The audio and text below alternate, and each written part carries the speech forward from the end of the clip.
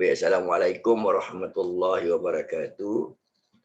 Bismillahirrahmanirrahim. Alhamdulillahi rabbil alamin wa bihi nasta'in ala umuri dunya waddin. Wassalatu wassalamu ala asyrafil anbiya mursalin sayyidina wa maulana Muhammadin wa ala alihi wa sahbihi ajma'in. Baik, Alhamdulillah, seperti biasa kita mulakan pengajian kita dengan membaca suratul Fatihah yang mana kita akan khususkan buat Nabi besar kita Rasulullah sallallahu alaihi wasallam. Begitu juga dikhususkan buat kedua orang tua kita.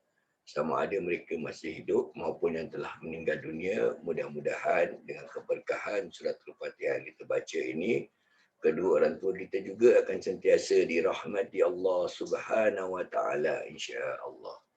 Ala hazinnya wa kulli niyatin salihah bi barakatil Fatihah. A'udzu billahi minasyaitonir rajim. Bismillahirrahmanirrahim. Alhamdulillahi rabbil alamin. Arrahmanir rahim. Maliki yaumiddin. Iyyaka na'budu wa iyyaka nasta'in. Ihdinas siratal mustaqim. صراط الذين أنعمت عليهم غير المغضوب عليهم ولا الضالين آمين. اللهم افتح علينا فتوح العارفين وفقنا في الدين وعلمنا التأويل واهدنا إلى سواء السبيل. Baik, Alhamdulillah. Ada Roslia dah masuk, tapi tadi dia ada message. Assalamualaikum semua. Selamat Hari Raya, maaf saya batin. Okey. Selamat Hari Raya ya Ustaz. Tak perasan lah. Orang nak beraya lah. Kita tak perasan lah. Kita semua nak belajar lah. Okey Ustaz. Sama-sama Ustaz. Selamat Hari Raya, maaf saya dan batin. Cuma bezanya tak dapat lah makan-makan kuih kat dalam Zoom ni. Okey, tak apa. Kita sambung balik. Okey, siapa yang boleh ingat kita berhenti sebelum Ramadan. Menurut kata Jumari sampai kat ilmu tasrifat. Ilmu saraf. Wallahualam, tempat saya pun banyak kelas lain tempat dia berhenti saya sampai nak terlupa nak taruh dia punya footnote kat mana kita pelas. Kita berhenti. Okey, ilmu-ilmu Al-Quran kita dah faham Dia adalah berbagai cabang ilmu yang ada dalam Al-Quran. Sama juga yang tadi siang Roslia ada dekat online belajar ulumul hadis. Ulumul hadis tadi tu siang dia belajar tentang berbagai cabang ilmu yang ada dalam hadis. Antaranya tadi siang diorang belajar ilmu mukhtalaf hadis. It's quite interesting juga Roslia. Kita nampak macam mana ulama nak keluarkan sesuatu hukum tu. Dia ada kaedah-kaedah dia.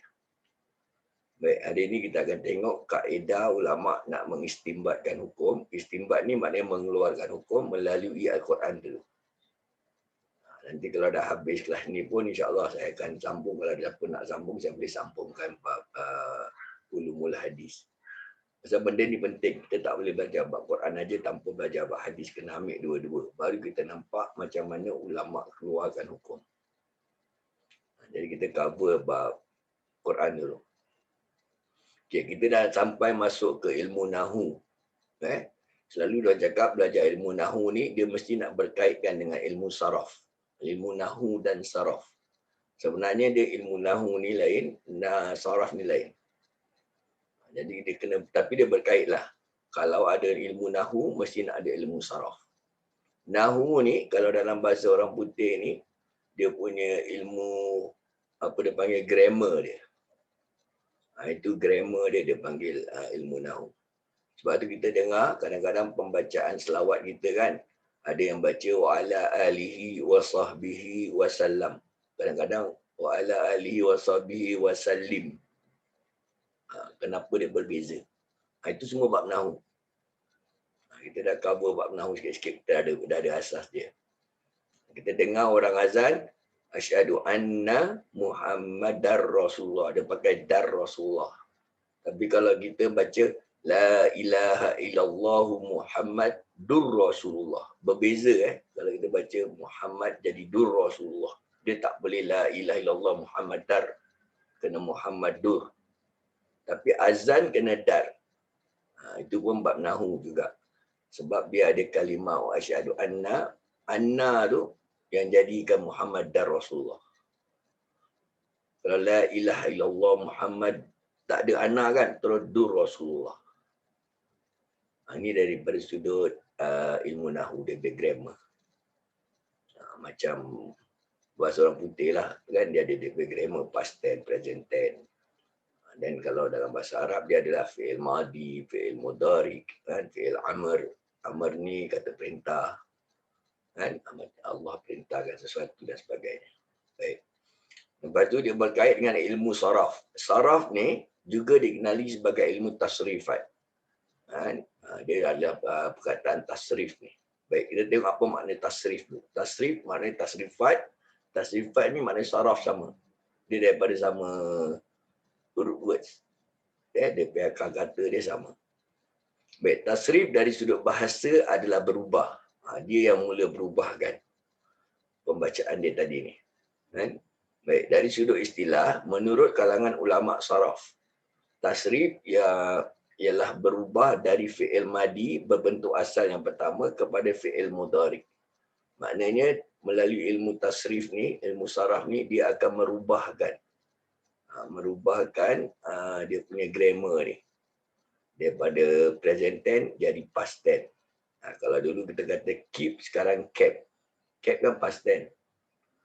Kan berbeza kan. Tapi maknanya sama. Keep, kept sama. Cuma kept ni dia telah terjadi. Kan?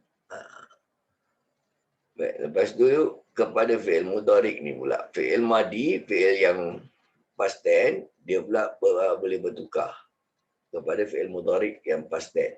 Okey, masdar ni pun dia boleh bertukar kepada isim, fa'il, isim maf'ul, fi'il amr, isim makani dan terakhir sampai kepada isim alat.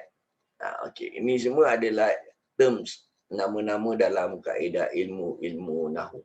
Kalau kita nak belajar ilmu nahu dan saraf ni, kita kena faham benda-benda ni punya nama.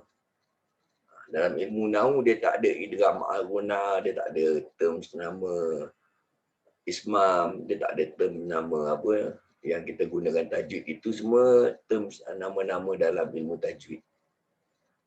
Kalau dalam bab haji pun dia ada kan, dia punya nama-nama dia kan. Dia panggil wukuf, dia panggil apa lagi, term-term tawaf, sa'i, kita tahulah. Kalau wukuf kita tahu juga dia dekat Arafah kena berwukuf. Kalau kita bermalam kat Muzdalifah ni kita kena mabit. Mabit ni pun kalau orang tak belajar haji umrah dia tak tahu apa makna mabit. Mabit ni kena duduk berhenti seketika. Itu panggil mabit. Okey, dalam bab ilmu nahwu ni dia ada term-term juga. Macam masdar. Masdar ni kata sandaran. Isim fa'il adalah kata nama perbuatan.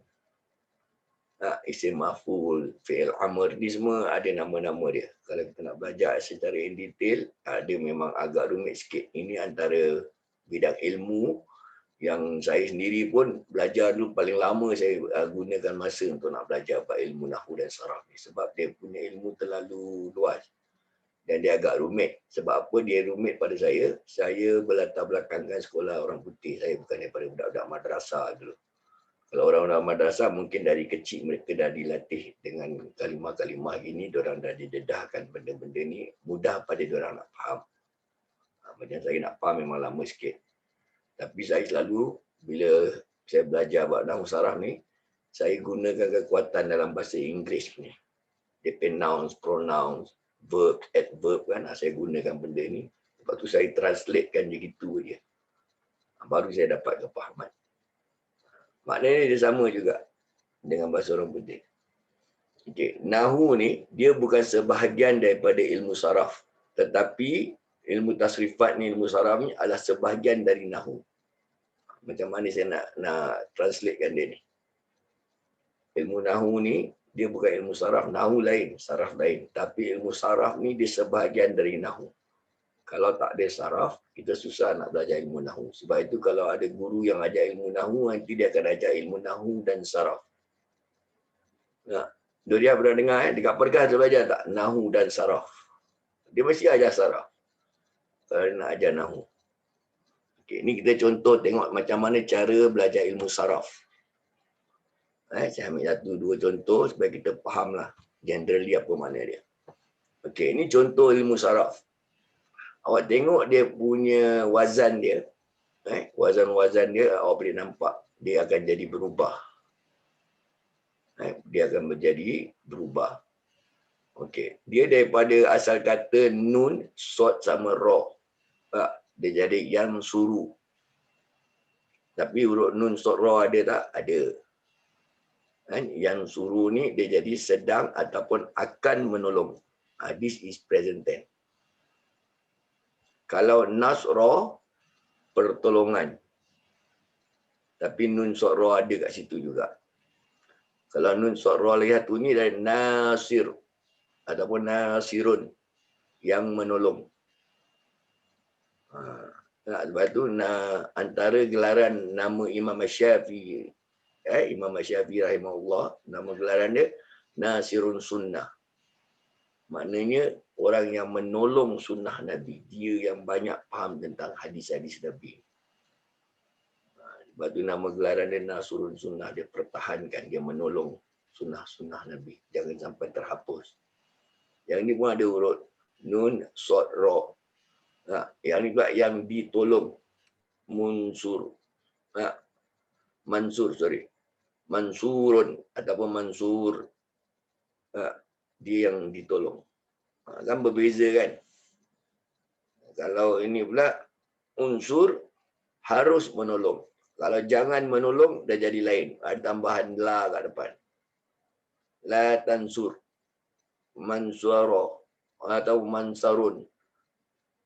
Mansar. Tempat menolong. Tempat dia nak tolong tu. Dia kena gunakan mim ni. Waktu dia nak menolong tu pula pun pakai mansarun. Ada waktu, tempat ni semua dia panggil isim makan. Isim makani. Makani ni tempat. Kalau bahasa apa? Haji Umrah ni, tempat ni, makani ni dia panggil mekat. Makan, mekat. Sama dia. Dia bermakna. Sebab tu kalau kita nak jatuhkan niat, kita kena jatuhkan niat dekat mana? Dekat mekat dia. Itu tempat dia. Tempat nak jatuhkan niat dia panggil mekat. Okey, alat menolong ni pula. Minsarun. Kita nak tolong orang, gunakan alat. Alat itu dipanggil minsarun. Ada orang dia tolong orang dengan gunakan duit. Jadi, duit tu jadi benda alat. Dia tolong orang dengan ilmu. Ilmu dia tu jadi benda alat. Ini memang ada boring sikit lah belajar ilmu Nahwu Saraf ni. Saya pun lama dulu belajar ni. Sebab dia nak kena ada asas. Tapi saya cuma kasih secara dasar lah. Supaya awak dapat dia punya gambaran. Oh, it's not that easy ulama-ulama nak kena keluarkan hukum. Okay, kita ambil lagi satu ni. Ganti nama ni. Kan? Dia akan berubah dia punya saraf ni tadi. Mengikuti daripada dia punya domir-domir dia. Domir ni maknanya ganti nama. Bila dia punya domir berubah, maka dia punya saraf tadi berubah. Yang tadi ni semua berubah ni disebabkan dia punya domir dia berubah. Domir ini paling asas. Siapa nak belajar ilmu Nahwu, benda ni kena hafal. 14 domir. This is very basic. Mana-mana guru saya belajar, semua disuruh saya hafal ni 14 dulu. Baru senang kita boleh faham. Okey, domir dalam bahasa Arab ni dia terbagi kepada 3. Satu dia panggil mufrad, nombor 2 dia panggil musanna, nombor 3 dia panggil jam'un ataupun jamak. Kalau mufrad ni makna singular untuk satu orang. Kalau musanna dual untuk 2 orang, kalau 3 ke atas, 3 dan ke atas, 3, 4, 5 sampai ke atas, itu dia panggil jamak, kata jamak. Contoh, kalau satu orang lelaki, dia panggil huwa. Kalau 2, huma. Kalau 3, hum. Kalau perempuan, satu lelaki perempuan, hiya. Kalau ini 2 sama. Biasanya 2 sama dia punya domir. 2 orang perempuan dengan 2 lelaki sama. Dia panggil huma. Kalau ramai, dia panggil hunna. Satu lelaki anta, antuma. Yang ini antum. Yang ni anti kalau perempuan satu orang. Antuma, antunna. Selalu kita tengok domer yang nombor 2 ni sama. Selalu nombor 1 dan nombor 3 ni. Dia akan berubah wazan dia. Kalau kita satu orang, kita panggil ana. Kalau kita ramai orang, kita panggil nahnu. Ini kalau dalam domain bahasa Inggeris dia, dulu saya translate kan, kalau saya satu orang dekat sini, saya akan kata, I'm here. I'm here maknanya saya satu orang aja kat sini. Tapi kalau cakap we are here, maknanya kita ramai-ramai ada kat sini. I saw him sama I saw them. Kan beza kan, dia punya wazan dia. Them maknanya ramai. Kalau I saw him, saya jumpa satu orang aja. Tapi him tu siapa? Lelaki. I saw her, saya jumpa satu orang juga, kan? Saya nampak satu orang juga. Tapi saya nampak satu orang tu perempuan. Pasal mana kita tahu? Pasal dia sebut her kat situ. Itu dia panggil hiya tu tadi. Lepas tu kita dengar, contoh paling mudah lah, selalu saya ambil contoh ni tentang doa. Kalau kita nak doa, jenazah lelaki, kita akan sebut Allahumma rfillahu warhamhu, satu orang lelaki. Kalau Allahumma rfillaha warhamha, satu orang perempuan. Tapi kalau ada dua jenazah kita nak solatkan dia, ataupun ada dua jenazah kita nak talqinkan dia, kita akan baca Allahumma rfillahuma warhamhuma, kena pakai huma bidomir. Ini daripada sudut bahasa Arab. Kalau ramai, Allahumma rfil lahum warhamhum wa'afihim wa'fu anhum. Ramai. Ramai ni, dia boleh ramai campur lelaki, perempuan pun boleh. Dia pakai hum pun boleh. Ini kaedah bahasa Arab. Kan? Sebab tu kita kadang-kadang kena ada asas bahagian-bahagian ni. Cuma kita nak ambil tahu je lah. Kalau nak belajar cara detail, dia ada satu kelas yang khusus bahagian Nahu dan Saraf. Kalau kat Singapura ni, setahu saya lah, dulu memang ada Kiai Syukur dia punya anak ni, Kiai Ustaz Zain dia memang Zain Syukur, tapi dah meninggal. Dia memang expertise dalam bidang ni. Sebab dia belajar, dia ajar ilmu qiraat. So orang nak ajar ilmu qiraat, dia mesti nak ada asas benda ni. Tapi hari ini, kalau nak belajar, ada satu orang lagi, saya rasa Ustaz Hasan Salim. Apa kalau biasa dengar Ustaz Hasan Salim ni, boleh dia punya kekuatan dalam bidang bahasa Arab ni, dan cara dia mengajar pun bagus. Dia punya method of teaching dia tu. Selain daripada tu, kalau nak belajar ilmu Nahu ni, terpaksalah masuk institusi pengajian macam Pergas ke, kan? Macam tempat-tempat pengajian mana-mana yang ada private institution kan. Itu diorang ada dekat kaedah lah. Tapi untuk orang awam, antara yang saya tengok lah, method of teaching Ustaz Hasan Salim agak okey sikit. Sebab Ustaz Hasan Salim ni pun kalau orang putih, dia bukan daripada sekolah Arab. So dia banyak kaitkan dalam grammar bahasa orang putih. So lebih mudah kita faham. Okey, ini saya ambil lagi satu contoh ni.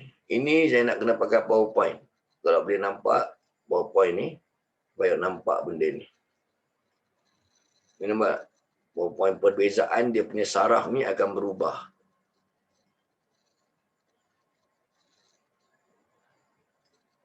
Okey, sekejap saya kecilkan dia punya ni supaya boleh nampak dia punya PowerPoint.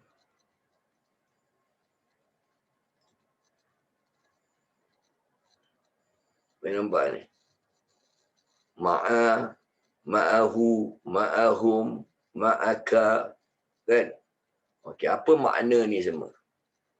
Kita ambil satu-satu dulu. Kita ambil yang ma'a ni, area dulu. Okey. Ma'a ni maksudnya bersama.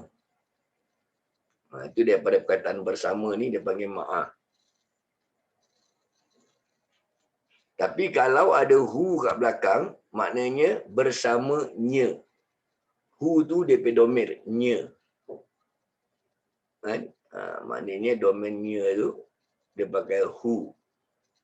Kalau lelaki, kalau perempuan dia pakai ha. Kan? Sebab itu kita dengar orang doa untuk perempuan, Allahumma rfillaha. Untuk lelaki, Allahumma rfillahu. Kan? Hu, ha tu dia punya domir. Dalam bahasa orang putih ni, macam he sama she. He, she. Ataupun yang ka sama ki ni kan, ni ma'aka.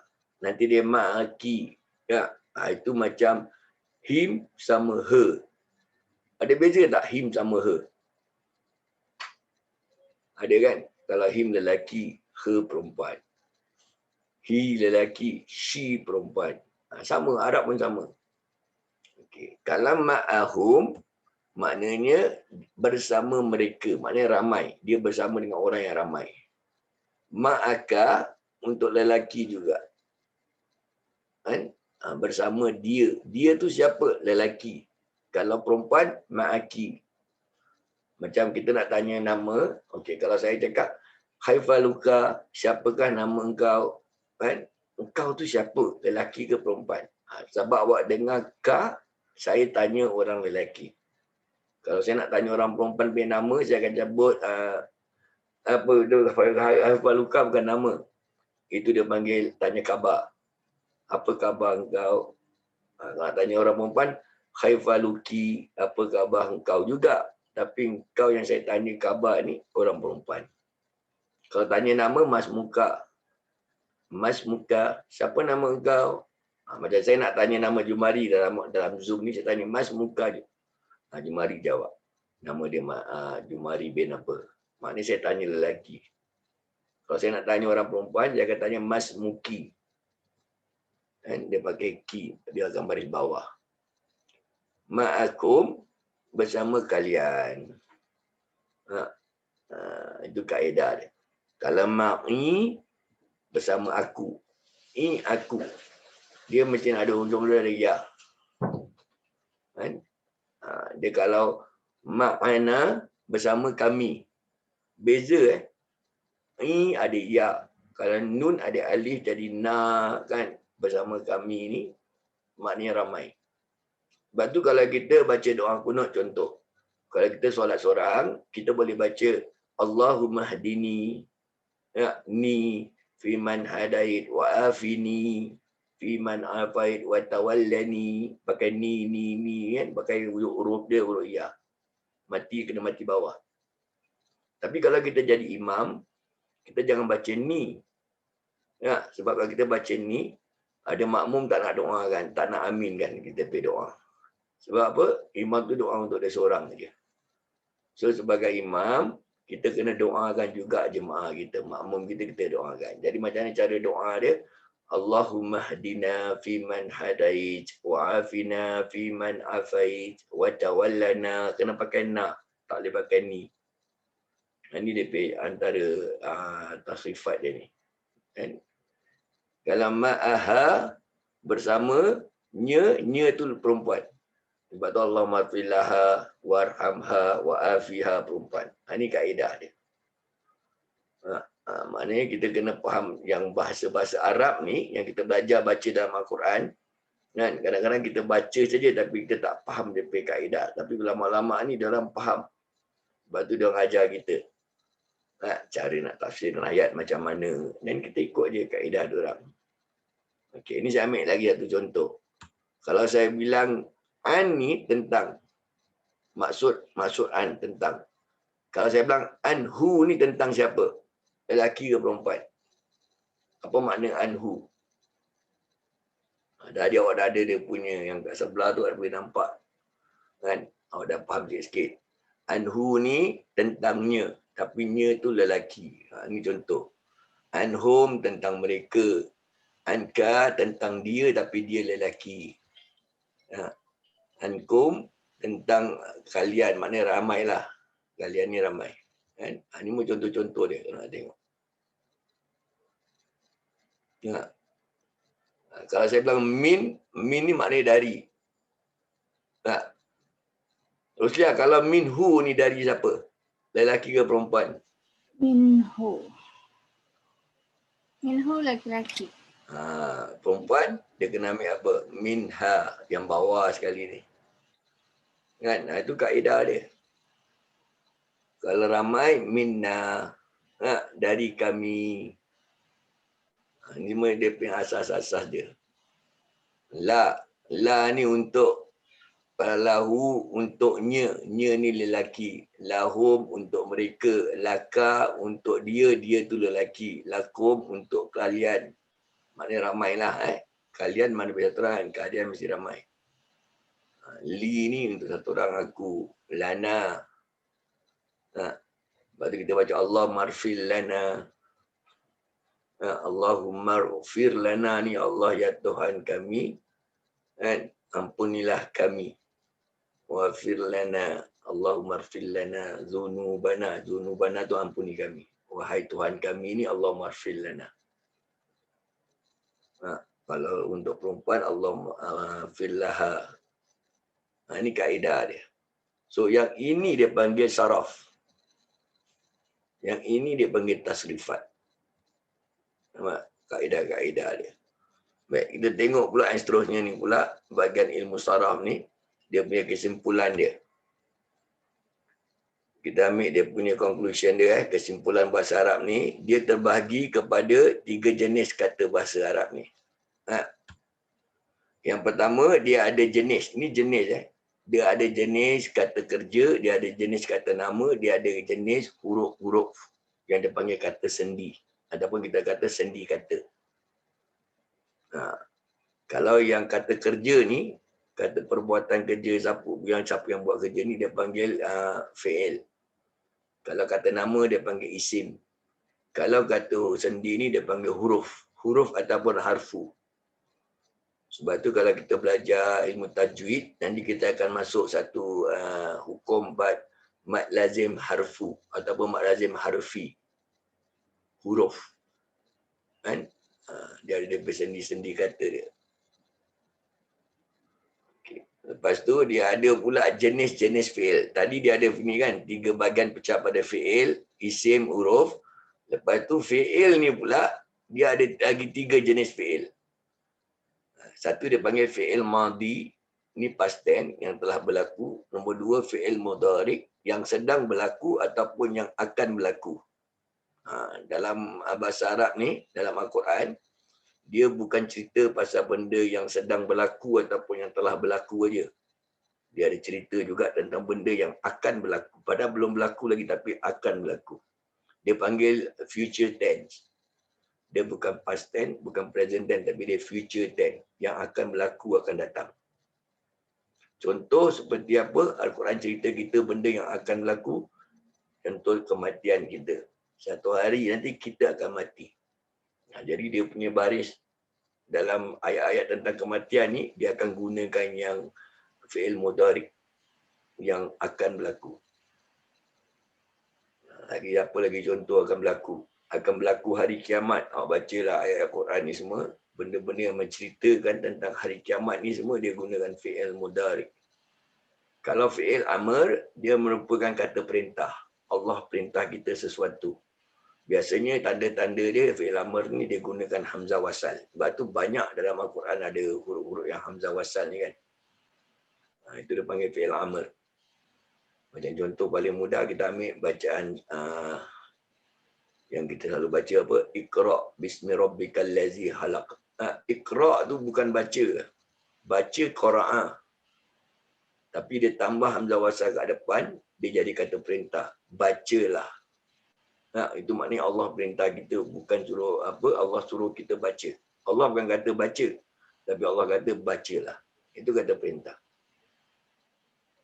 Kalau duduk, dari perkataan jim, lam, sin dan jalasa. Kalau saya nak suruh awak duduk, saya kena cakap ijlis. Ijlis ni maknanya duduklah. Saya nak suruh awak duduk lah tu. Ijlis dari perkataan jim, lam, sin. Maknanya duduklah. Kalau saya tukarkan kata perintah duduk ni, ijlis ni saya tak pakai hamzah wasal, saya pakai huruf mim, dia jadi majlis.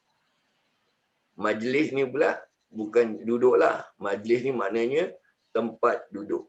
Jadi mim itu dikira sebagai mim makani, mim tempat. Daripada perkataan mim tu. Ini semua dia punya uslub bahasa Arab dia. Okey, kita terdapat lagi 2 isim. Tadi kita ada fi'il, isim sama huruf. Okey. Isim ni terbagi kepada dua jenis. Satu berdasarkan jenis, isim dia nama-nama daripada jenis. Lagi satu nama-nama, isim maknanya nama berdasarkan kepada bilangan. Itu pun dipanggil isim juga. Antara tanda-tanda isim, sama ada kat depan dia ada huruf alif lam, kan? Hamzah wasal sama lam, ataupun dia kalau tak ada alif lam, dekat belakang huruf tu ada bertanda tanwin. Nan, nin, nun, ban, bin, bon, kan? Dia ada tanda dua atas, dua bawah ataupun dua depan. Itu antara tanda-tanda isim dalam Al-Quran. Contoh kalau saya bilang Al-Quran, kan? Al-Quran dia punya nun kat ujung mesti Al-Quranu. Tak boleh Al-Quranun, tak boleh. Sebab depan dah ada alif lam, belakang tak boleh tanwin. Belakang kena baris doma saja. Al-Quranu, Al-Qurani, Al-Qurana depend on dia punya huruf selepas dia. Dia punya whole sentence. Tapi tak boleh nun, nin, nan tak boleh. Dia tak boleh tanwin kat belakang. Sebab depan dia dah ada al. Kalau tak ada depan dia al, belakang dia kena tanwin. Quranun. Dia tak ada al kat depan, dia termasuk Quranun, Quranin, Quranan. Kena tengok the whole sentence, baru kita boleh bariskan dia atas, bawah, depan. Dan baris atas, bawah, depan ni pun bukan sembarang baris. Itu nanti kita masuk bab i'rab. Kenapa ulama bariskan atas, kenapa bariskan depan, kenapa baris atas satu, depan satu, bawah satu, ada dua, atas dua, bawah dua, depan. Kan? Kalau dua atas, dua bawah, dua depan, maknanya itu kata nama. Isim. Itu antara tanda-tanda kata nama. Tapi kata nama yang macam mana? Kata nama yang general. Kan? Dia panggil umum. Kata nama yang umum. Kalau kata nama itu adalah nama yang spesifik, khusus, dia akan panggil kata nama itu sebagai al. Depan dia pakai alif lam. Al-Quran maknanya the. Sebab tu banyak dalam Al-Quran ada kan alif lam ni kan. Pakai the. The Quran. Al-Baiti, the house. Kan? Dia kena ni, dia kena faham dia punya domir-domir ni. Okey. Lagi dia punya pecahan ni ada pula tentang berdasarkan jenis pula. Kan? Kata nama berdasarkan jenis ni, kita boleh lihat seterusnya. Jenis ni terbagi kepada dua lagi. Satu muzakkar, satu muannas. Muzakkar, saya tak nak cakap lelaki sebab nanti kalau kita kata lelaki, kita punya imagination manusia. Muannas pun saya tak boleh kata perempuan, nanti imagination kita perempuan manusia. Muzakkar ni kalau dalam bahasa Inggeris dia tak panggil boy. Dia panggil apa? Dia panggil maskulin. Kalau muannas dia panggil feminine. Sebab muannas dengan muzakkar ni dia lebih luas daripada lelaki dan perempuan. Biasanya lelaki dan perempuan ni sandaran dia pada manusia aja.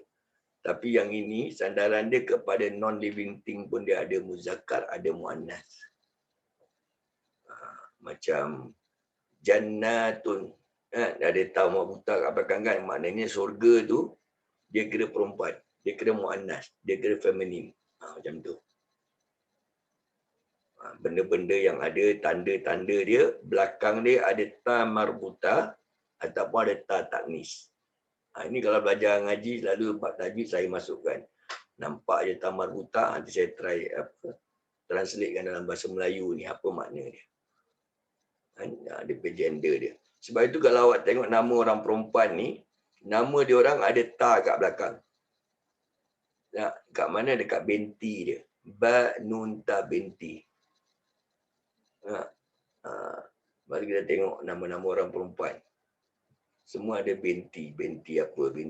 Tapi kalau saya, nama saya lelaki, tak boleh ada ta kat belakang. Nama saya Idris bin Ahmad. Dah, itu je. Banun Ahmad. Saya tak boleh Idris Banun ta Ahmad. Tak boleh ada perkataan huruf ta tu. Sebab ta tu untuk perempuan. Jadi kita dengar nama dia bin, kita tahu dia lelaki. Kita tahu nama dia binti, kita tahu dia perempuan. Macam mana nak tahu? Sebab ada ta taknis tu. Ta taknis yang ta biasalah. Alif bata kan. Kalau ta marbuta tu dia macam hadomir tapi dia ada 2 titik atas. Itu dia panggil ta marbuta. Maknanya dia huruf ta juga. Ta marbuta pun dikira huruf ta. Sebab itu dia kena letak 2 titik ke atas. Dan sebab itu ta marbuta ni kalau kita wakafkan dia, dia jadi ha. Kalau kita wasalkan dia, dia jadi huruf ta. Sama macam ta taknis tu. Yang alif bata. Ini antara kata nama dia. Ada muzakkar, ada muannas. Kalau dalam bahasa Inggeris, kapal pun dia panggil perempuan. Padahal kapal mana ada jantina kan? Tapi dia under feminine. She dia panggil. She is sailing. She is sailing tu maknanya bukan perempuan tu sedang berlayar. Kapal tu sedang berlayar. Dia dah macam ginilah. Cara susunan bahasa Arab ni. Dia punya keluasan bahasa Arab ni. Saya boleh cakap dia lebih luas bukan saja dalam sudut bahasa Melayu. Dalam sudut bahasa Inggeris pun dia lebih luas lagi bahasa Arab punya grammar. Bahasa Melayu pun tak banyak. Banding dengan bahasa Inggeris pun bahasa Melayu kalah. Bahasa Inggeris lagi banyak ada grammar. Tapi banyaknya bahasa Inggeris grammar pun dia kalah juga dengan bahasa Arab. Bahasa Arab lebih banyak lagi. Jadi kita bukan nak jadi ulama lah belajar semua cara detail. So kurang kita dapat dia punya basic-basic asas-asas yang kita baca dalam Quran ni. Kita dah faham. Kalau nak belajar bab nahwu saraf dengan Zahir ni selalu saya gunakan bahasa Arab Al-Quran. Jadi bila baca Quran tu, nanti kita akan i'rabkan ayat tu. Pecahkan salah satu ayat tu. Okey, ni apa makna dia? Kenapa dia baris atas? Anda orang boleh nampak lah. Kenapa dia baris bawah? Dia ada sebab kenapa baris atas, baris bawah, baris depan. Ini sebab-sebab dia antaranya nanti bab i'rab yang saya tunjuk. Dia macam kita belajar kat sekolah, belajar bab, apa dia panggil? Yang subjek, objek, predicate. Itu kira bagian apa tu dulu belajar sekolah dulu. Kan ada subjek, objek, predicate. Nanti saya tunjukkan juga contoh bab i'rab ni. Maknanya ulama kita ni dulu-dulu ni diorang tulis Al-Quran. Kan asal Al-Quran tak ada titik, tak ada baris. Jadi diorang yang tuliskan titik, diorang yang tuliskan baris ni untuk mudahkan kita baca sebenarnya. Dan nak tulis baris ni pun bukan calang-calang orang. Kalau tak faham bahasa ilmu nahwu saraf ni semua tak ada kekuatan, tak faham bahasa Arab, tak boleh tulis. Sebab dia akan membawa lain makna. Objek jadi predicate, predicate jadi objek. Boleh berubah makna dia kalau salah tulis baris. Contoh macam ni. Kalau saya bilang Ali tendang bola. Pelaku dia ni, fa'il dia, Ali. Dia punya fi'il, kata kerja ni, tendang. Maknanya dia sedang tendang. Objek yang dia tendang ni adalah bola. Jadi dia punya baris objek, meletak baris objek. Baris pelaku dia, punya subjek ni tentang siapa kena letak tentang siapa. Predikat dia kena letak tentang predikat dia. Kalau awak salah taruh baris, makna Ali tendang bola ni boleh berubah jadi bola tendang Ali. Boleh macam tu sekali tau. Jadi awak bayangkan Quran ni. Kalau salah baris, kan kita kata, kita ni hamba yang menyembah Allah. Kalau awak salah baris, dia boleh jadi Allah yang menyembah hamba. Dah salah lah, tak boleh. Maknanya pentingnya ilmu nahwu saraf ni. Ulama-ulama terdahulu dah aturkan dah. Zaman Nabi tak ada baris, tak ada titik. Sebab tu kalau orang kata, oh tak boleh kita ikut Quran dan hadis saja. Kita ikut apa Nabi buat, Nabi tak buat, jangan buat. Tapi dia terlupa yang letak baris dan titik ni pun bukan zaman Nabi. Nabi tak pernah buat pun letak baris dan titik.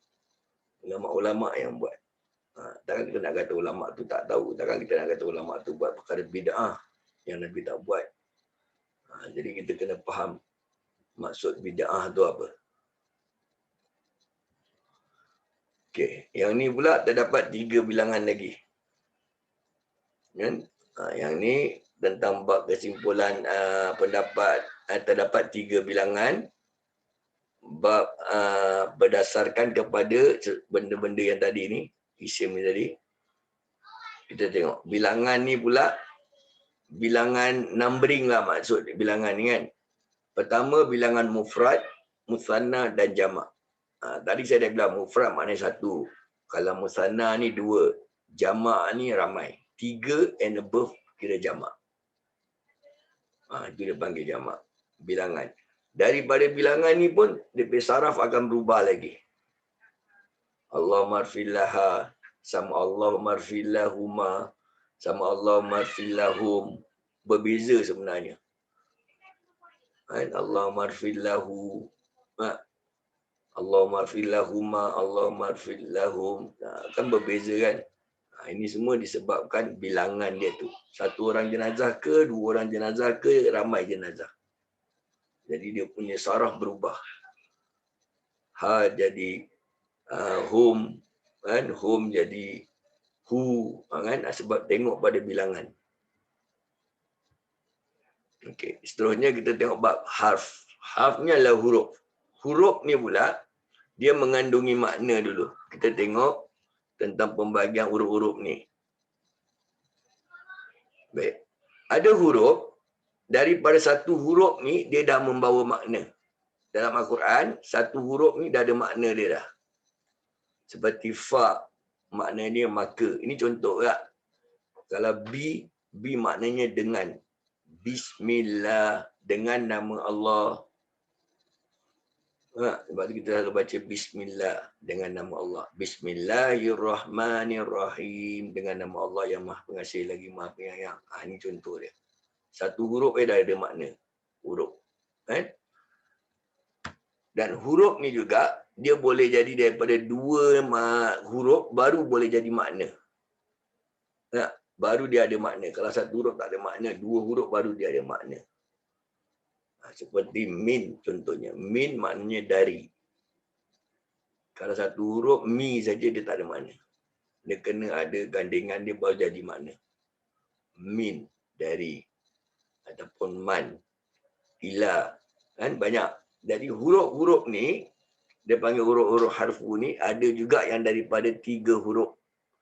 Ala maknanya atas. Okey, this huruf, daripada satu makna, daripada satu huruf, dua huruf, 3 huruf ni, this is very, very, very important untuk awak kenal dalam bab apa? Dalam bab ilmu tajwid bila awak masuk bab wakaf ibtidak.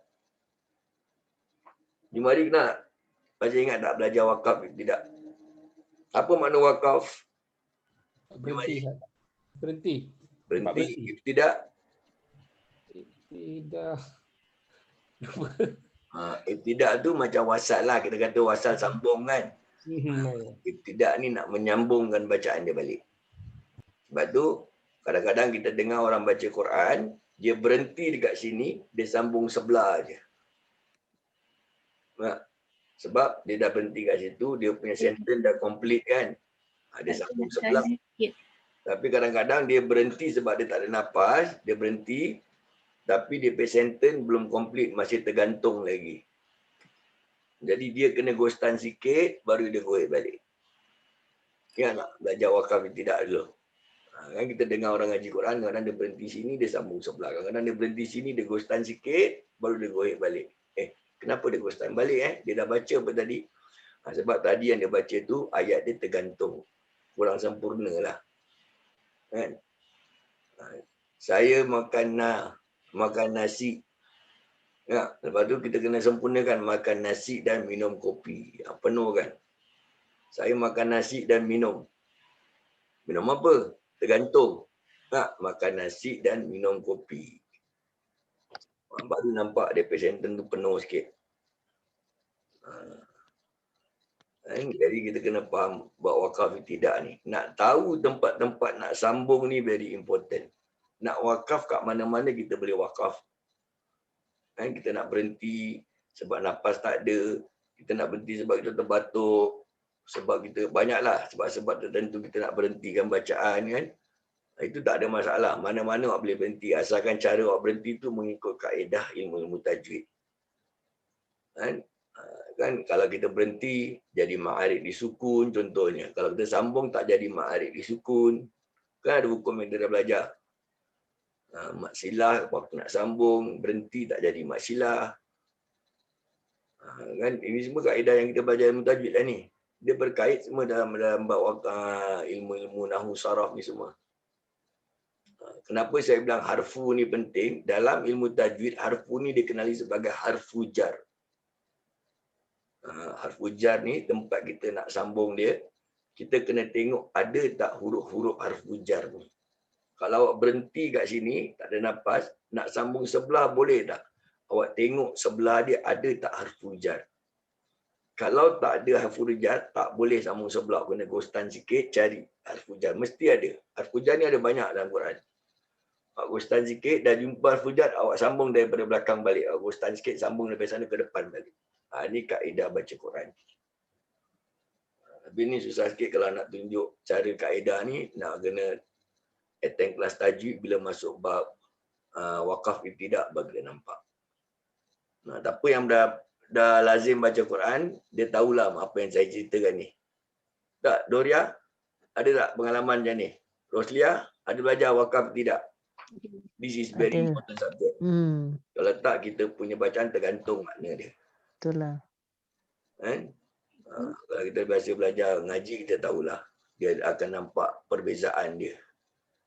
Kak Nuriza biasa tak dengar kata ni, wakaf tidak?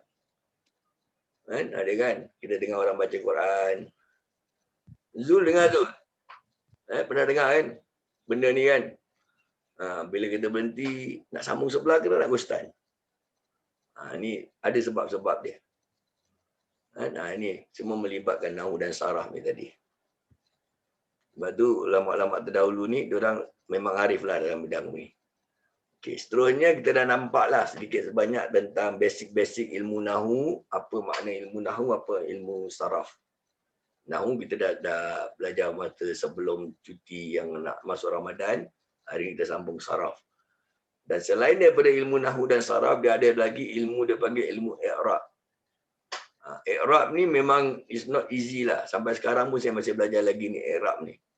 I'rab ni, dia kalau kita nak faham dia, kita mesti nak master dalam bidang ilmu nahu dan saraf baru kita boleh i'rab. Kalau kita tak faham bidang ilmu dan saraf, kita tak pandai i'rab benda ni. Dia memang ilmu agak sukar.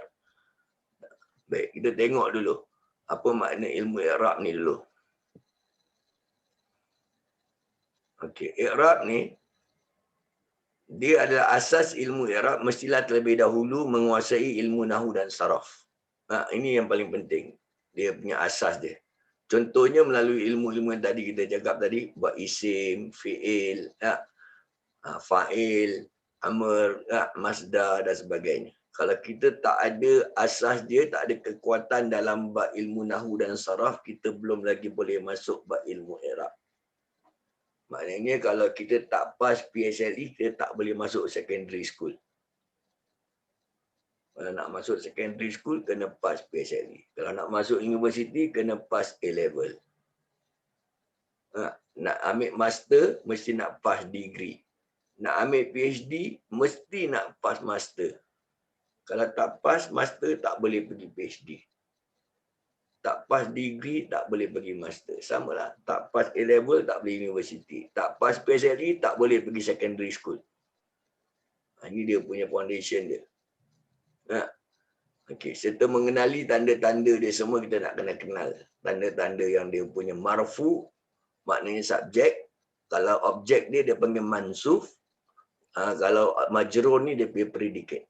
Ini dia punya istilah-istilah dalam bab ilmu i'rab. Kita nak kena faham apa makna marfu, mansub dan juga majrur. Ini dia punya ilmu punya important thing lah, dia punya istilah-istilah bahasa dia. Okay, ini contoh. Saya ambil bahasa orang putih sebab saya nak translate bahasa Melayu pun saya tak tahu macam mana. Melayu dia tak ada pula in detail tentang benda ni. So saya ambil dalam bahasa Inggeris. Subjek ni, the subject in a word, nouns, that refers to a person, things or a place. The subject tell us what the sentence is about. Ini tentang subjek dia. Kalau objek ni pula is tentang apa? Tentang objek also function as a nouns. Dia macam nouns juga, ataupun pronouns. Here instead of performing an action, they receive the action and are always followed dia punya apa by the verb. Sebab tu kita kena fahamlah bahasa Inggeris ada verb, ada nouns, ada pronouns kan. Baru kita boleh faham dia objek, subjek dan predikat ni. Predikat ni pula Kan? Ataupun dia panggil verbs explain what the subject does. Or is doing. Ini predikat ni. Apa yang dilakukan oleh verbs ni tadi. In other words, the predicate follows the subject and explain in action which is done by the subject. Contoh the lion roars. Dia taruh kat ni, the lion roar ni, lions meraung, meraung. Kalau lion meraung ni, maknanya apa dia punya predikat ni? Dia punya roar ke, dia punya lion ke, dia punya apa? Dia punya apa cakap? Mengaum dia. Mengaum dia ke singa dia yang jadi dia punya subjek. Yang dia punya objek. Dia punya predikat. Ini semua dalam bahasa Arab. Macam mana kita nak faham ni kalau kita tak ada ilmu nahu dan saraf. So in other words, it's very important lah. Cuma hari ni saya akan tunjuklah sikit-sikit basic-basic dia supaya boleh faham. Okay, subjek versus objek kan. Dia semua ada dalam bahasa Inggeris dah ada dah. Subject is the person or things doing the action. Itu dia punya subjek. We are talking about who? Dia punya subjek, we are talking about Ali contoh. Itu contoh dia. Subjek dia. Objek pula siapa dia? Objek dia. Objek is the person or things receiving the action. Orang yang menerima itu dia panggil objek. Macam tadi saya bilang Ali tendang bola. Ali dia punya subjek. We are talking about Ali. Siapa dia punya objek yang Ali tendang ni? Bola. Pasal bola ni yang the thing receiving the action. Bola yang kena tendang dengan Ali ni. Jangan salah baris nanti jadi Ali pula yang kena tendang dengan bola. Ini dia punya contoh-contoh je lah. Ada subjek versus predikat. Kan? Banyaklah kalau kita nak tengok dalam bahasa Inggeris ni. Kita ada kekuatan bahasa Inggeris dalam grammar ni. InsyaAllah kita boleh faham tentang bab i'rab ayat. Okay, saya ambil contoh lagi bab i'rab ayat ni dalam bahasa Al-Quran pula dulu. Ini subjek dan predikat. Predikat ni indicate the action performed by subject.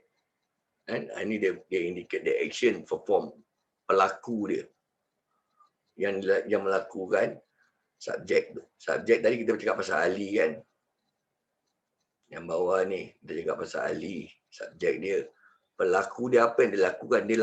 Yang dia sedang menendang. Menendang tu dia punya pelakuan dia. Itu dipanggil fa'il dalam bahasa Arab. Kan?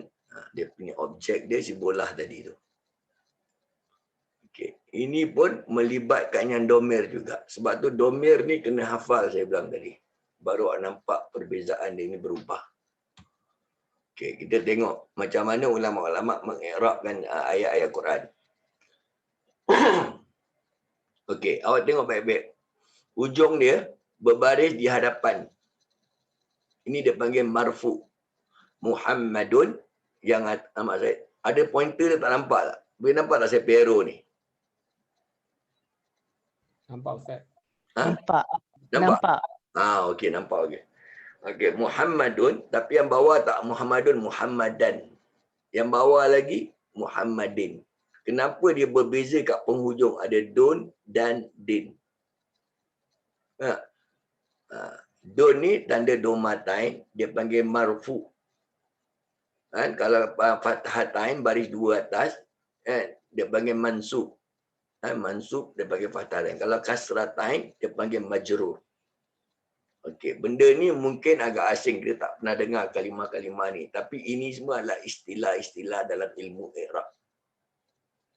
Dalam ilmu i'rab kita tak dengar ma'arif disukun, tak dengar mat lazim kalimi, tak dengar mat asli, tak dengar nama-nama mat iwad, mat badal, mat tamkin, tak ada. Itu semua istilah yang digunakan dalam ilmu tajwid. Sebab tu dalam setiap bidang ilmu ni dia ada istilah-istilah dia. Kita nak masuk bidang ilmu i'rab ni, kita nak kena belajar ilmu i'rab punya istilah dia. Nak belajar bab ilmu haji dan umrah, kita nak kena faham istilah-istilah yang diguna pakai dalam bab ilmu haji dan umrah. Kan? Ada orang buat salah pula haji ataupun buat salah umrah pula, awak kena dam tau. Tapi kita tak belajar, tak ada ilmu, kita pun tak tahu apa makna dam ni. Dam ni apa maksud dia pula. Kalau nak Nah, dalam bahasa kasar kita, dam orang main dam lah kan. Main chess, main dam kan. Tapi dia bukan. Dam ni maknanya denda. Ni contohlah. Apa denda dia? Adalah tengok kesalahan dia. Mungkin kena sembelih seekor kambing ke, bayar dam dia. Ada seekor unta. Tengok pada kesalahan juga. Tapi kalau tak mampu, tak mampu itu dah lain cerita. Tak mampu sembelih, dia ada kaedah lain pula. Kena berpuasa apa. Kalau puasa pun tak mampu, macam mana? Ada pula gaji makan 60 orang fakir miskin. Dia ada kaedah dia, ada urutan dia. Kan? Jadi itu semua istilah dalam bab ibadah haji dan umrah. Seperti dam, wukuf, mabit. Ini semua kan jarang kita dengar. Kecuali kita dah pergi haji ataupun dah pergi umrah baru kita faham. Siapa yang belum pergi haji umrah, dia pun tak tahu apa makna wukuf, apa makna mabit. Kan? Apa makna jamrah. Dia tak tahu. Tapi orang yang dah pergi haji tentu tahulah. Kan? Apa makna jamrah. Kan? Jamrah ni makna melontar dan sebagainya. Tapi orang pergi umrah mungkin tak faham sangat makna jamrah sebab umrah tak payah melontar. Umrah tak payah wukuf. Umrah tak payah mabit. Jadi dia tak apa-apa. Faham sangat tak apa. Kan? Sebab dia tak lakukan ibadah tu. Tapi umrah dia mesti nak faham apa makna sa'i, apa makna ramal. Ramal yang lari-lari anak tu. Antara dua lampu hijau tu. Itu panggil ramal. Kalau lelaki kena itibak. Itibak ni yang kena buka bahu kanan. Waktu 3 pusingan pertama tawaf pakai kain ihram, kena buka. Itu semua itibak. Kita jarang dengar benda ni. Sebab bukan hari-hari kita pergi umrah kan. Kalau dah belajar bab khusus umrah, oh ini makna dia gini, ini makna dia gitu. Okey, kita tengok tentang marfu, mansub dan juga majrur ni. Ya, kenapa ada Muhammadun, Muhammadan, Muhammadin? Okey, ini contoh dia. Contoh dia, majrur ni, baris-baris bawah ni, satu ataupun dua baris dia panggil predicate. Kalau baris bawah, dia predicate. Predicate ni adalah the owner. The owner ni, dia panggil predicate. Okey, kita tengok contoh ni. Nampak tak kecil sangat lah saya buat ni. Baitu Muhammadin. Dia kena baris bawah. Boleh nampak tak? Baitu Muhammadin. Boleh? Yang belah bawah ni.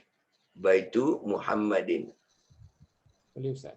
Nampak Ustaz. Nampak. Baitu ni Boleh makna nampak. rumah. Muhammadin kena baris bawah. Sebab Muhammad ni adalah predicate. Maksudnya Muhammad ni adalah owner of the house. Rumah Muhammad. Dalam bahasa Melayu, rumah Muhammad. So, rumah ni dia punya owner siapa? Muhammad. Jadi, Muhammad ni kena Muhammadin. Sebab tu kalau kita dengar orang azan, kadang-kadang ada Muhammadin, Muhammadar, Muhammadur. Ingat tak tadi saya bilang? Kalau azan, asyhadu anna Muhammadar Rasulullah. Tak boleh Muhammadur Rasulullah, tak boleh. Kalau asyhadu anna Muhammadur Rasulullah, maknanya salah dia punya i'rab ayat dia salah. Dalam bahasa grammar dia salah. Dia kena asyhadu anna Muhammad dar Rasulullah. Kalau kita ucapan biasa la ilaha illallah Muhammad, baru boleh dur Rasulullah. Sebab dia tak ada anna kat depan dia. Sebab tu kadang-kadang kita dengar wa ala alihi wa sahbihi wa sallim baris bawah. Kadang wa ala alihi wa sahbihi wa sallam. Masa tu betul ni lam ke lim. All these things is about the i'rab. Okay, kita tengok objek pula. Objek ni, dia mansub, dia panggil. Mansub ni maknanya baris atas.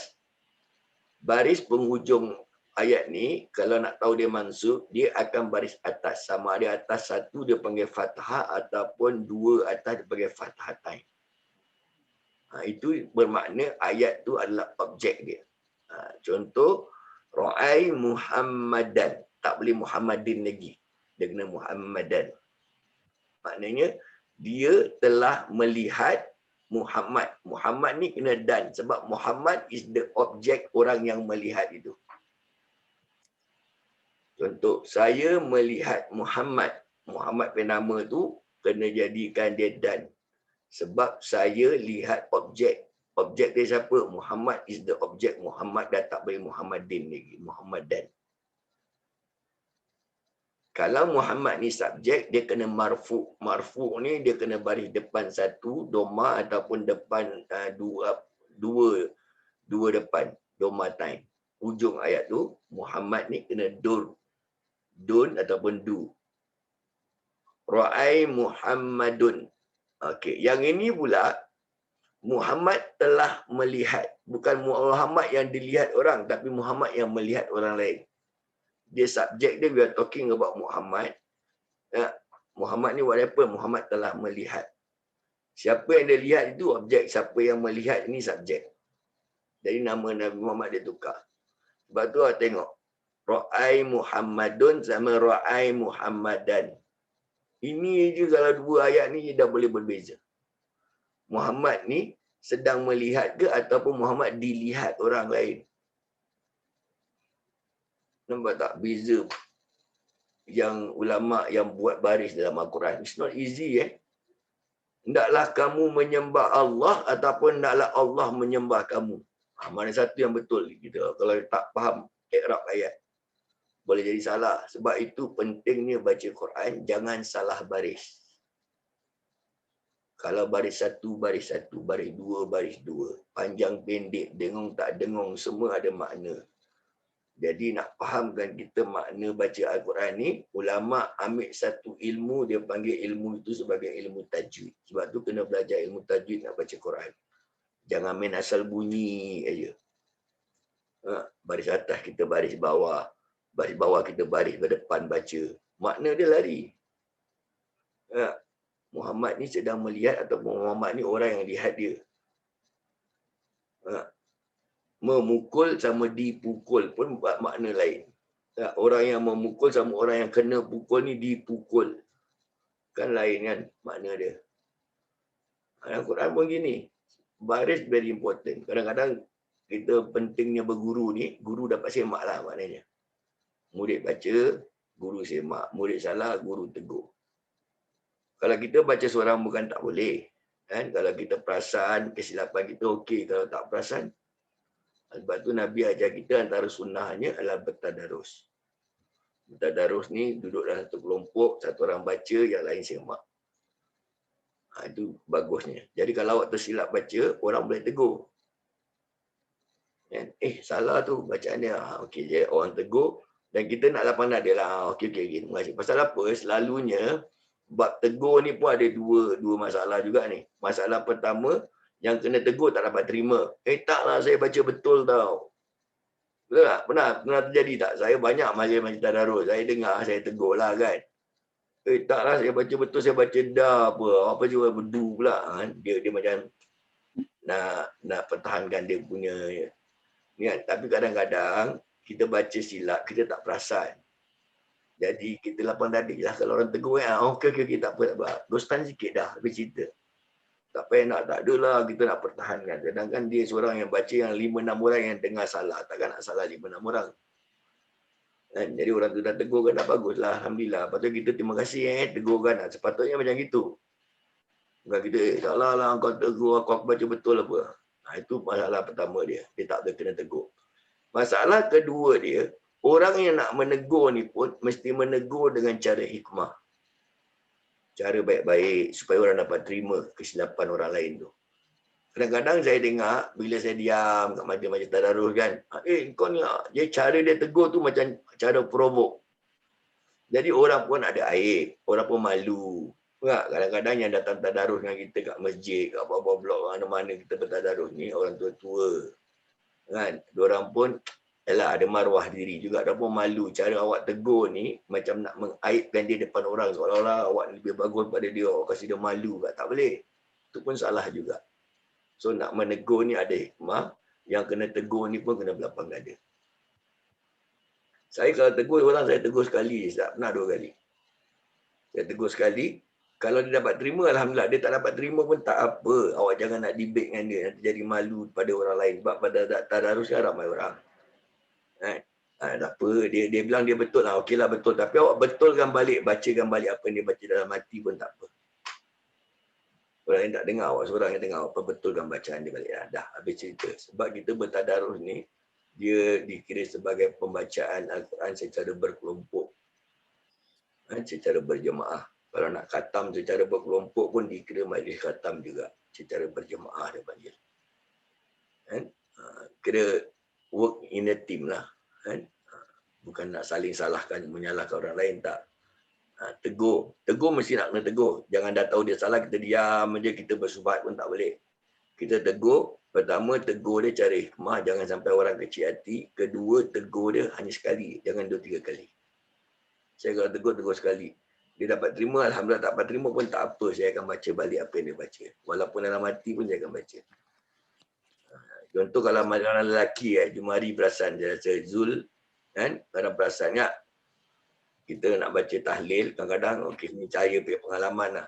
Saya nampak dalam majlis tahlil kenduri ni, ada lagi orang tua pada saya.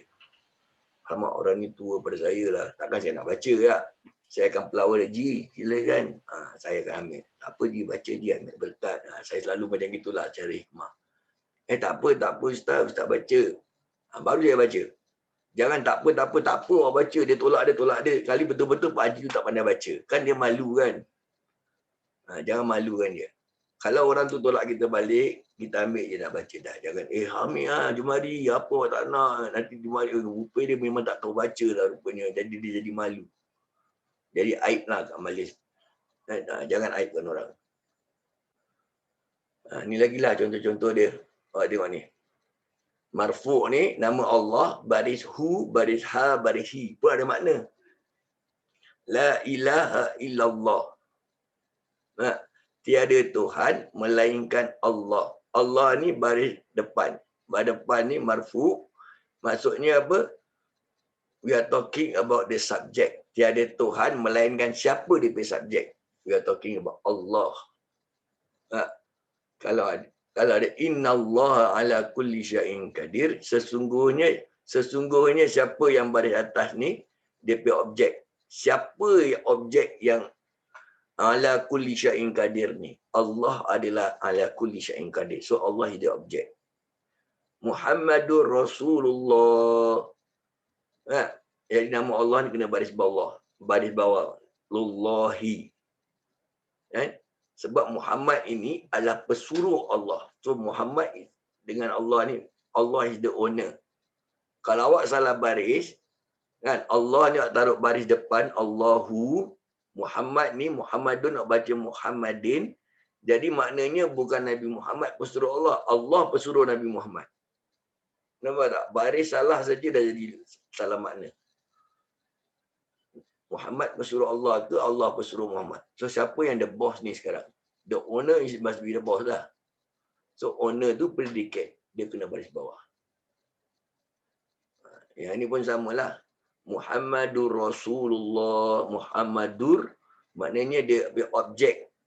We are talking about subject. Subject dia is about Rasulullah. Siapa Rasulullah ni? Dia punya subjek we are talking about Nabi Muhammad. So Muhammad kena Muhammadur. Dia kena jadi marfu, baris depan. Ashhadu anna Muhammadar, baris atas. Sebab dia objek. Muhammadar Rasulullah. Jadi objek dia Muhammad ini adalah pesuruh Allah. Allahumma salli ala Muhammad. Maknanya Allah kita berselawat ke atas siapa yang kita selawatkan tu, dia panggil dia predicate. Muhammad kena baris bawah. Muhammadin. Lepas tu Muhammadin, Muhammadar, Muhammadur ada makna. Bukan suka-suka. Wa ala alihi wa sahbihi wa sallam, wa ala alihi wa sahbihi wa sallim pun ada makna. So jangan salah daripada sudut baca. Lah mungkin kita baca sesama kita tak perasan. Bagi kita orang Melayu kita anggap remeh. Tapi kalau orang Arab dengar, nak orang Arab yang ahli bahasa kan, dia rasa macam janggal lah kira. Macam kita berbual orang putih, tak apply dia punya past tense, present tense. It's consider salah lah. Dia dah ambil benda ni ke belum? Kan? Kalau dah, dia kena past tense. Kalau belum, dia kena present tense. Kan? Jadi, orang tak tahu. Dia punya past tense, present tense, punya peranan. Okey, itu semua antara i'rab punya kepentingan. Ini semua latihan i'rab bahasa Melayu lah kalau kita nak buat latihan-latihan ni semua kalau kelas-kelas i'rab memang saya ada buat latihan macam ni. Supaya nak fahamkan awak. Ali memukul ular. Siapa dia punya subjek, siapa objek, siapa predikat dia. Okay, ini contoh dia. Subjek dia, we are talking about Ali. Jadi Ali ni kena baris dhammah. Memukul ni dia punya perbuatan dia, predikat dia kena baris bawah kasrah. Objek dia baris atas. Siapa objek? Ular tu kena baris atas. Ini cara dalam bahasa Melayu punya subjek, objek, predikat. Kalau awak disuruh ya. Warna putih melambangkan kesucian dan keikhlasan. Okey, siapa objek, siapa subjek, siapa dia punya predikat. Macam mana nak tahu ni? Warna putih melambangkan kesucian dan keikhlasan. Siapa boleh i'rabkan ayat? Ni bahasa Melayu ni, belum bahasa Arab lagi. Doria, how you want to i'rab this one, Doria? Warna putih melambangkan. Warna putih ni siapa dulu? Subjek ke, objek ke, predikat? Subjek, Ustaz. So we are talking about warna putih. That is the subject. Maknanya warna putih ni kena baris dhammah. Melambangkan is dia punya apa? Predikat. Predikat dia kena baris bawah, melambangkan kesucian dan keikhlasan, itu dia punya objek. Objek. Betul tak? Kena baris fathah. Okey, kalau kereta itu kepunyaan Ahmad. Kak Noriza, kereta tu nak baris mana? Atas ke bawah ke depan?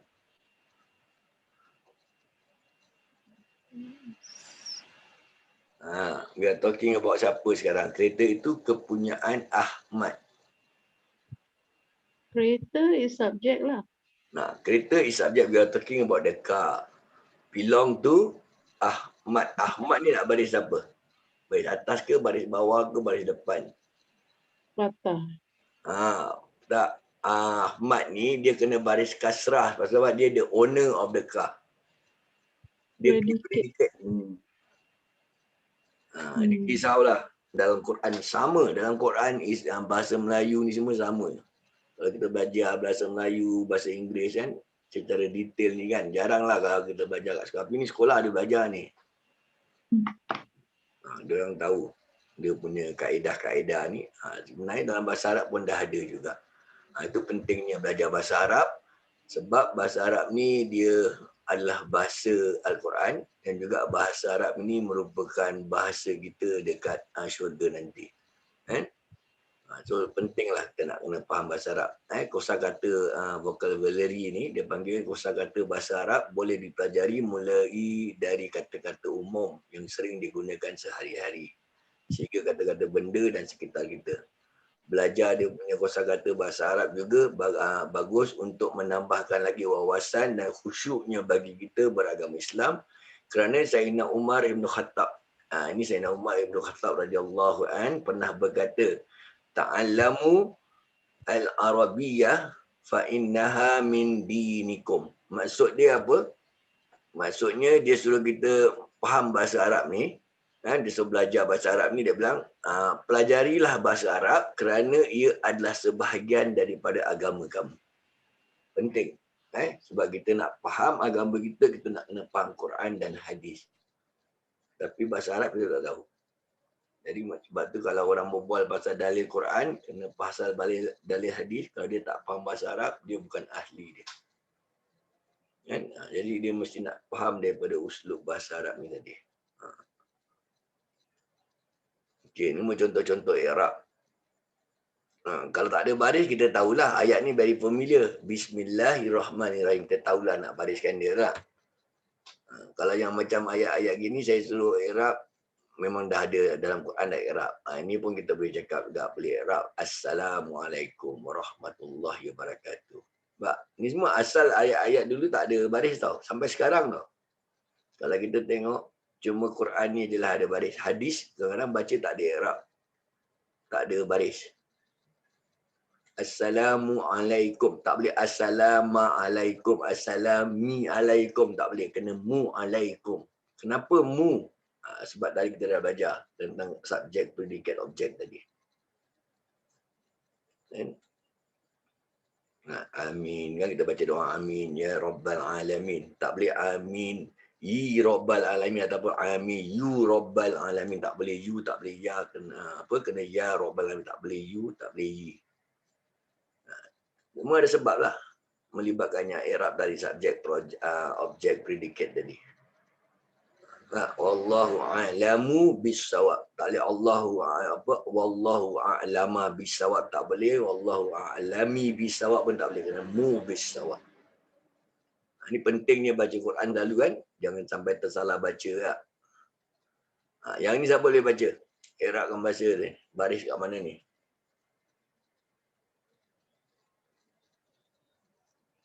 Boleh baca yang bawah ni.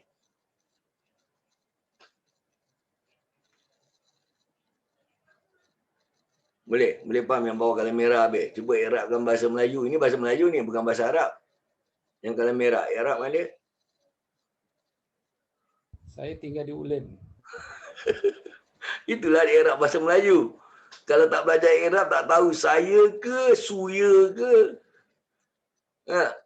tinggal ke, tanggal. Boleh baca salah jadi tanggal di Woodland pula. Dia kena saya tinggal di Woodland. Contoh dia gitulah. Daripada segi i'rab dia jadi salah bahasa Jawi. Ini Jawi saya sengaja masukkan satu Jawi lah bahasa Melayu. Kadang-kadang ada dulu saya pernah dengar ceramah Ustaz Ismail Kamu, dia kata orang yang tak baca Jawi tak faham sangatlah. Dia tak familiar baca Jawi. Dia kena tak naik khutbah baca teks khutbah dalam bahasa Jawi. Paling susah bahasa Jawi ni kalau ada khutbah yang masukkan teks bahasa Inggeris seperti committed. Hendaklah kita sama-sama berkomited di dalam agama Islam kan, ataupun berkomited bersama-sama masyarakat kita. Nanti dia boleh tersalah baca jadi komited. Hendaklah kita sama-sama berkomited. Jadi dia nak kena faham. Orang yang tak faham dulu dia cakap dia belajar kitab kuning. Dulu saya pun pernah belajar kitab kuning ni. Dia kitab ulama Syekh Daud Al-Fatani. Dah arwah lah ulama Melayu kita. Daripada Fatani, maknanya daripada Selatan Siam. Dia punya kitab kuning ni dia tulis dalam tulisan Jawi. Jadi diorang salah baca, diorang salah tafsir. Sebab salah baris. Salah baris, i'rab dia salah. Yang dikatakan haram memakan keldai. Tapi tak ada baris keldai tu. Jadi diorang baca salah, diorang pula sampaikan haram memakan keladi. Keladi dengan keldai tu, kalau awak tengok dari sudut penulisan Jawi, sama dia peejaan. Keldai, keladi. Tapi dia salah tafsir, dia bilang haram makan keladi. Keladi boleh makan. Yang dia masukkan ni, dia nak cakap haram makan keldai. Keldai kita tak boleh makan. Kalau kuda kita boleh makan, keldai tak boleh. Ini dalam DP kitab fiqh. Ingat lagi. Ini semua melibatkan tentang i'rab lah. Ini semua bahasa-bahasa Arab ni semua tengok dalam hadis. Sallu kama ra'aitumuni usalli. Iqra bismi rabbikal ladzi khalaq. Wa aqimus salat wa atuz zakat wa rka'u ma'ar raki'in. Ini semua yang tak ada baris lah. Bayangkanlah kalau tak ada baris. Macam mana kita nak baca Quran? Lagi kita agak gabut. Tapi sampai sekarang ada kita hadis. Surat khabar kat negeri Arab pun masih tak ada baris. Yang ada baris ni cuma dalam Quran je. Cuma hadis. Khairukum man ta'allama Quran wa 'allamahu. Kalau tak boleh baca khairukum man ta'allama Qurani wa 'allamahu, tak boleh, dia kena na wa 'allamahu, tak boleh wa 'allamahi, tak boleh. Ini contoh. Ini yang kita belajar Quran yang putus-putus ni, gini ada kan. Ini dia panggil dia punya i'rab ayat ni. Dia panggil tasrifat ni. Dia pecah-pecahkan sesuatu ayat. Okey. Okey. Ini semua nanti minggu depan saya tunjukkan sikit contoh dia. Pasal nak tunjuk hari ni dah tak sempat lah. Saya tunjukkan contoh tentang i'rab cara fuqaha. Fuqaha ni makna ulama-ulama fiqah. Ulama-ulama fiqh yang imam-imam mazhab ni, kan, kenapa mereka berbeza dalam hukum bab wuduk. Yang ulama ni kata batal wuduk Contoh Imam Syafi'i, tersentuh kulit lelaki dan perempuan yang bukan mahrim, yang tidak berlapik, wuduk batal. Tapi ulama Hanafi kata bukan kulit tersentuh, maksudnya di situ adalah bersetubuh. Kenapa orang boleh dua beza pendapat? InsyaAllah ni minggu depan saya masukkan bab ni supaya kita ambil sikit ilmu i'rab ni. Minggu depan ingatkan saya, kita sambung bab i'rab para fuqaha. Macam mana diorang punya ilmu dalam ilmu i'rab ni yang boleh merubahkan hukum jadi berbeza. Dua-dua ada dalil, dua-dua tak salah. Saya akan tunjukkan insyaAllah minggu depan. Okey, untuk hari ni ada apa-apa pertanyaan? Nak tanya apa-apa hari ni? Ini kaedah kita tengok macam mana ilmu i'rab dia penting. Pentingnya ilmu i'rab ni sebab dia melibatkan hukum yang ulama-ulama nak keluarkan yang untuk kita amalkan. Ni kita tak ada ilmu ni, kita ikut je lah kaedah ulama kita macam mana diorang dah buat, kita ikut. Diorang dah siapkan kita dari platform dah. Kita tak payah nak salahkan ulama tu, tak payah nak salahkan ulama ini. Bukan kita pay label lah kita nak salahkan diorang. Okey, ada apa-apa nak tanya?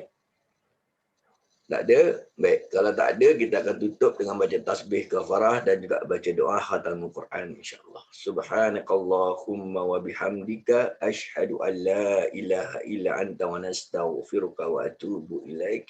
Bismillahirrahmanirrahim. Allahumma arhamna bil Quran waj'alhu lana imaman wa nuran wa hudan wa rahmah.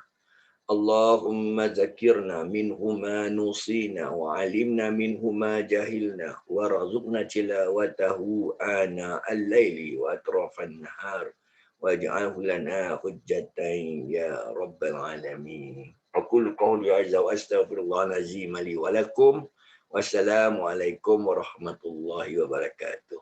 Waalaikumsalam. Baik, terima kasih semua, insyaAllah jumpa lagi. Terima kasih Ustaz. Assalamualaikum. Waalaikumsalam warahmatullahi taala wabarakatuh. Terima kasih. Sama.